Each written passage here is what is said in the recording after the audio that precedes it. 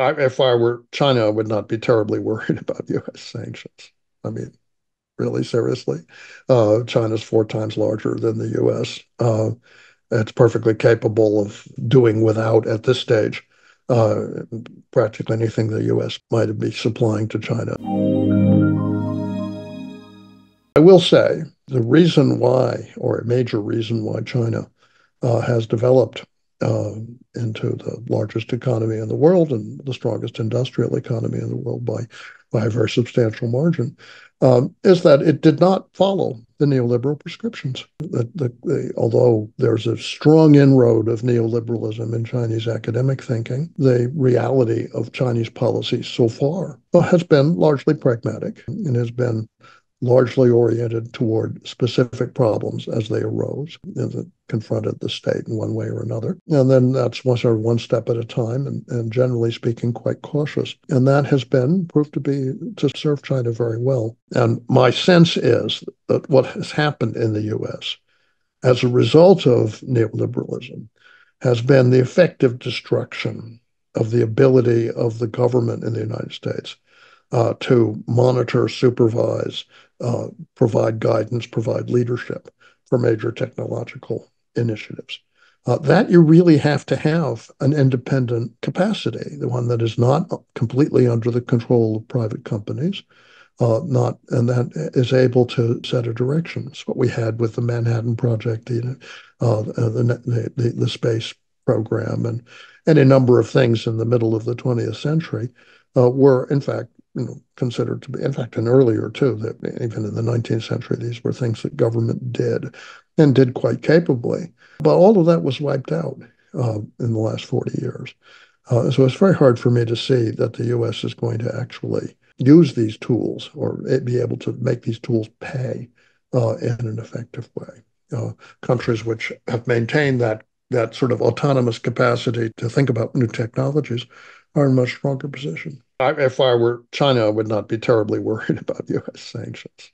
I mean, really seriously. China's 4 times larger than the U.S. It's perfectly capable of doing without, at this stage, uh, practically anything the U.S. might be supplying to China, and I don't know what there is that's of any great significance. In the case of Russia, the idea that was promoted in the West 2 years ago was that the sanctions of Russia was so dependent on Western technology, Western finance, that sanctions would simply both cripple the Russian economy and turn the Russian people and also the so-called oligarchs against the Russian state. First of all, a very silly idea that Russia somehow needs Western money. What for? Right? I mean, for everything that's related to the military and most things that are related to civilian life, Russia issues its own money. Second point was Russia really need Western components. They need Western technologies. For what? The answer was, well, yeah, they were using a lot of Western components, aircraft, automobiles, and appliances, and all kinds of things. And they were buying a lot of food, cheese, wine, poultry, so on and so forth. Well, with a case of things like cheese and wine, well, these are easily not, they can be substituted for quite readily. In the case of durable things, machinery and so forth, they discovered that they had been discovering for a decade that they could substitute things they can produce themselves. They didn't really need to buy things from Germany and Japan, let alone from the United States. And so they continued to do this. And at the same time, cutting off the flow of natural gas to Europe or cutting it back meant that the energy prices inside Russia were stable, so that there would be good raw materials for Russian business. And Russian markets for Russian business expanded because Western competition. And so an economy which had been deeply colonized by the West was largely decolonized. And the Russian economy, after a short period of adjustment, has taken off.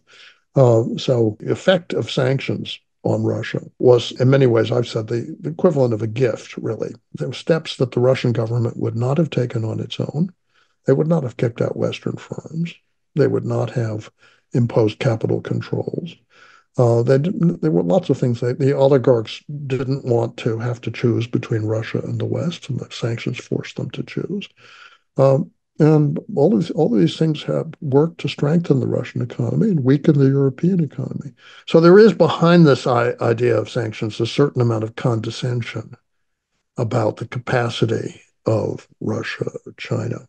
I think that there are some industries these days which cannot be deglobalized. If you really had a full decoupling, I think the most likely thing is that some of these major industries would simply not be viable. They'd collapse, which would have very serious consequences.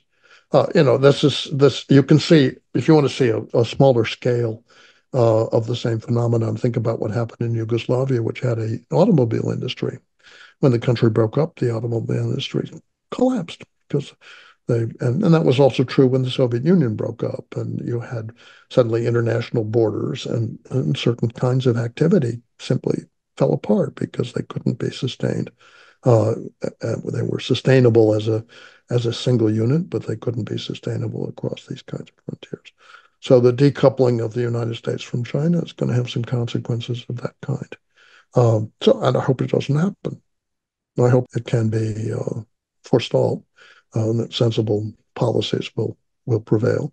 There's absolutely no reason for a conflict between the U.S. and China. I mean, but interpret U.S. policy toward China, really going back to 1949, in a different way, that it's substantially oriented to trying to destabilize China internally. And you think about, I'll tell you that my father was posted to India as ambassador in the early 1960s.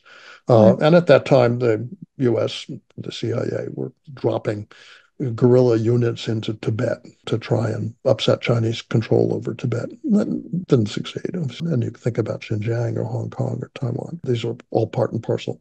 At some point, people need to grow up and realize that this is not, you're not going to destabilize China anymore. I think that a sensible person would realize that there's no problem that can't be resolved peacefully between the U.S. and China. So it strikes me that part of what's going on here is inside the U.S. is a political matter that there's always been a need to have an adversary who can support the military budget. And that you can see that shifting all the time from, and it's largely a question of internal politics and propaganda.